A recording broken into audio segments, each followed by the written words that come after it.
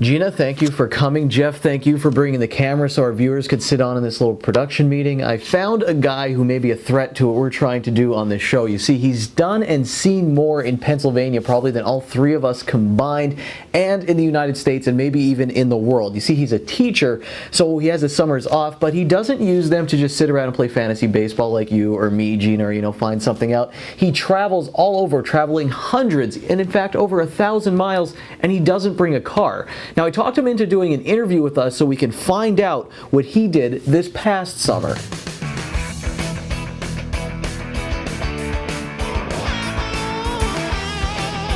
Meet Keith Bast. He may or may not be trying to take my job. I say this because he's not only traveled all over Pennsylvania, no, he's also canoed 1,200 miles across the Northwest Territories. I don't even know where that is. Plus, he's hiked 1,200 miles of the Appalachian Trail, and he would have done more, but he suffered nerve damage in his neck from his backpack.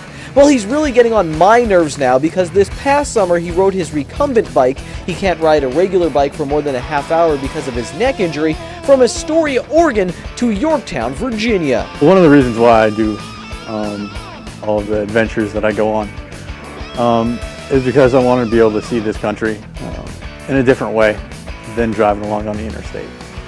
And that's one of the main reasons why I decided to do this bicycle trip, because I wasn't going to be on the interstate. I was going to go through all the small towns, the back roads, and go and see what this country is really like. The nerve of this guy. Wait till you hear what he has to say about the media when talking about the highlight of his trip, the people he met. And you can read people, and most of the people in this country that you do meet out, besides, like you said, in the media, they mostly report the sensationalized stuff, not the really nice things that people do for one another on an every day-to-day basis. Really? Well, prove it, Mr. Bast. I'll remember the bike troubles I had, and one of the things we were talking about before we were a family in Idaho, where it was the second time spokes on my wheel were breaking, and I just needed to get my whole wheel re-spoked because it was spoked by a machine instead of by hand, and it was just not a good wheel, which I didn't know going in. So I found that out the hard way, and I had a hitchhike up to this town in Idaho, and a gentleman was coming home from work and was going to stop and take me up, and called his wife, and she said, why don't you just bring him over to the house and he can stay here tonight, and we'll give him a shower. And they fed me dinner and fed me breakfast, and then he drove me up to the bike shop the next morning. So just things like that, things that I'll always remember. All right, but part of this job, Keith, is being able to paint a picture for people with your words. You have to take them on the trip with you. There were some big hills I had to go up, but you get up there and some of the views, a lot of the times I didn't take pictures of them. I just kind of just wrote it out and appreciated it for myself, because it's just so beautiful out there. And on these roads, and going down a mountain after you go up for 2.5 hours. Going down the other side, sometimes you just don't want to stop. So the ups and downs out west, ups were hard, the downs were fun. When you think about it, when I can go back and think of just sitting on my bike for 20 miles, not taking a pedal stroke, going downhill, it's kind of neat. All right, he's just too good. I give up. You win, Mr. Bast. In fact, Keith did better than just a little soundbite to paint a picture. He kept a running blog with a ton of pictures for people to check out.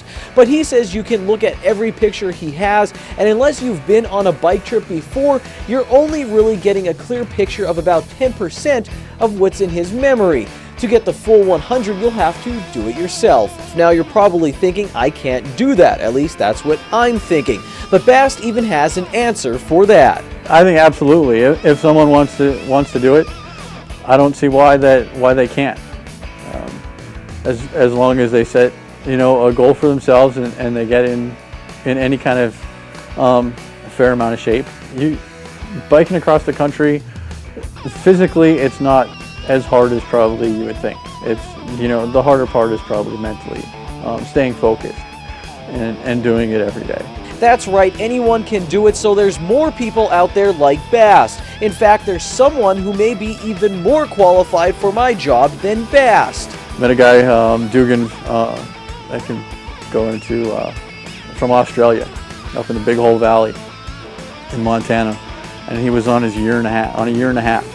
He had already biked across India, the U.S., I think might have been Europe, Australia, but he was planning on bicycling around the world. To read more about Bast's incredible journey, log on to crazyguyonabike.com and search Keith Bast.